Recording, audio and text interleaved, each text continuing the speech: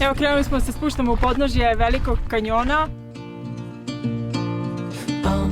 We know what we have, let's hold on tight. Found what we're looking for in life. Call us crazy, but things are finally right. With you and I, the future is bright.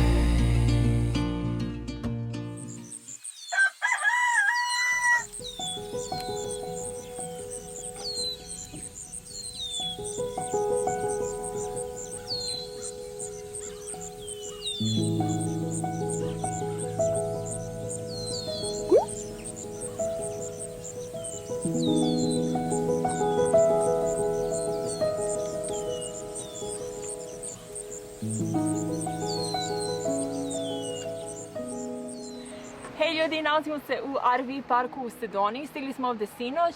Check-in je do 5 sati, obično u svakom RV parku isto i treba da izađemo do 11.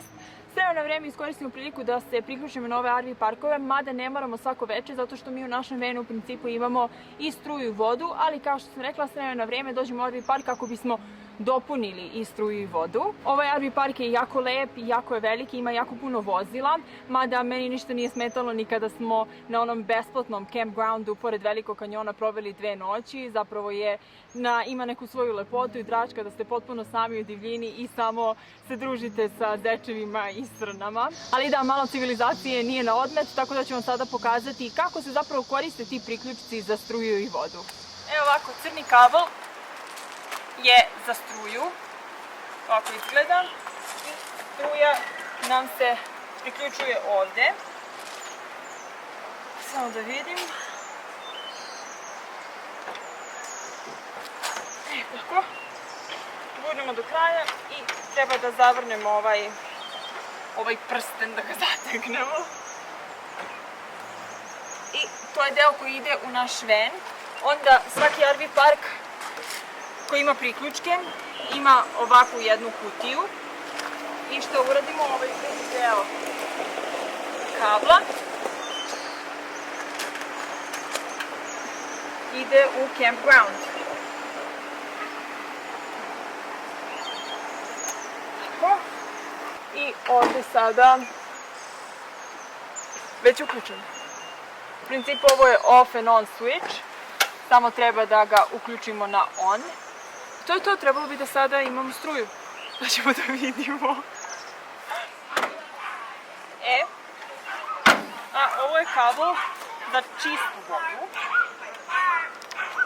I njega koristimo da dopunimo vodu koja teče faktički iz česme koju imamo u venu.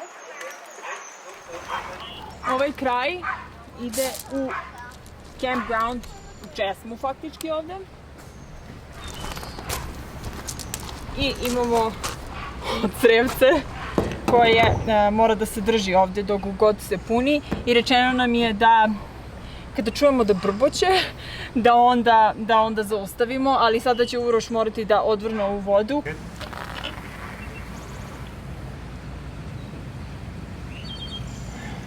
Ide.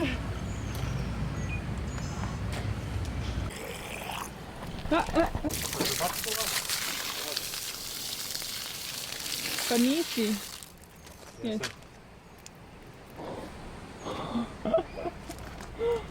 Okej, malo smo se okupali. Okej, cool.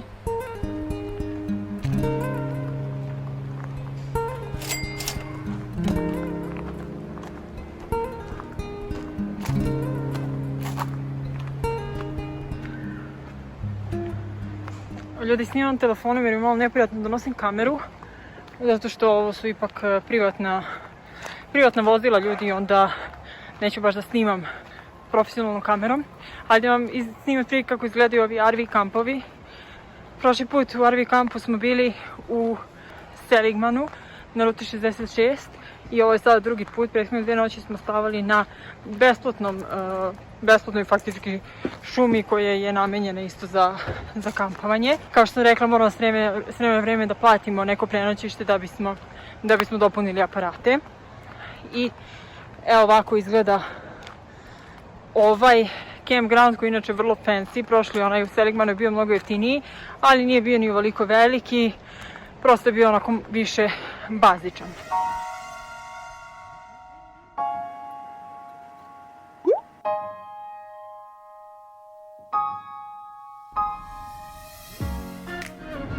Evo samo da vam pokažem kolika je gužva u saobraćaju ovdje u Sedoniji. Bukvalno najveće koje smo do sad videli. Vjerojatno zato što je jako turističko mesto, izuzetno. Ono što svake godine privlači jako veliki broj turista u Sedonu jeste verovanje da se ovdje nalazi jedan od rijetkih i vrlo moćnih energetskih vorteksa, čija se snaga najviše osjeća na vrhovima ovih crvenih planina. Smatra se da ovi vorteksi imaju jako veliku moć duhovnog isceljenja.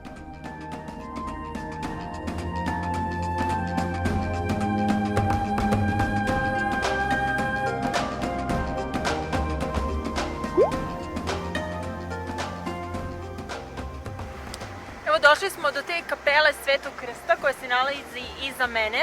Ona je jedna od najznačajnijih znamenitosti ovdje u Sedoni. Iako je priroda u Sedoni prelepa i jedinstvena, jako velika gužva u samom gradu nas je navela da skratimo posetu ovom mestu i produžimo dalje ka Phoenixu.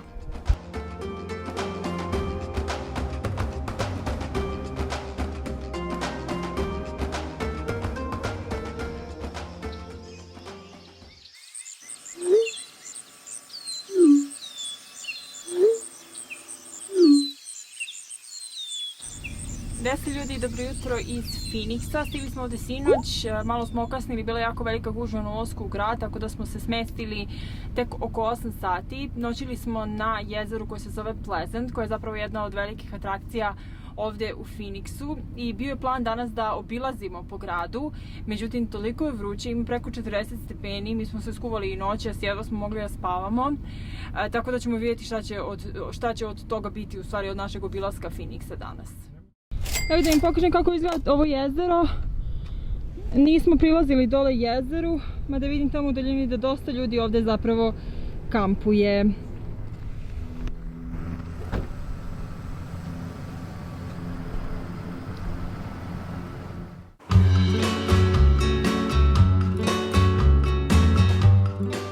Ok, ipak smo odlučili da izdvojimo vrijeme da obiđemo makar jednu atrakciju u Phoenixu, uprkos ovoj paklenoj temperaturi. Na svim sajtovima koje smo pogledali, broj 1 preporuka bila je posjeta pustinjskoj botaničkoj bašti. Sad, ja jesam bila u botaničkim baštama, ali još ni u jednoj koja je smeštena u pustinji i iskreno, ovo mi se činilo kao jedinstvena prilika da se približim svim ovim džinovskim kaktusima.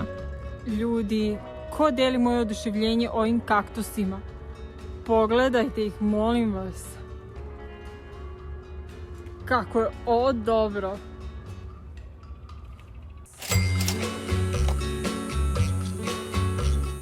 Botanička bašta u Phoenixu broji 50.000 vrsta pustinjskih biljaka ušaškanih u oazu među crvenim kamenjem Sonora pustinje. Pustinja je jedan od najsurovijih ekosistema koji postoje na zemlji. Biljke, životinje i drugi organizmi koji se mogu sresti ovdje su evoluirali tako da su u stanju da prežive maltene neoprostive uslove, manjak vode i ogoleli teren.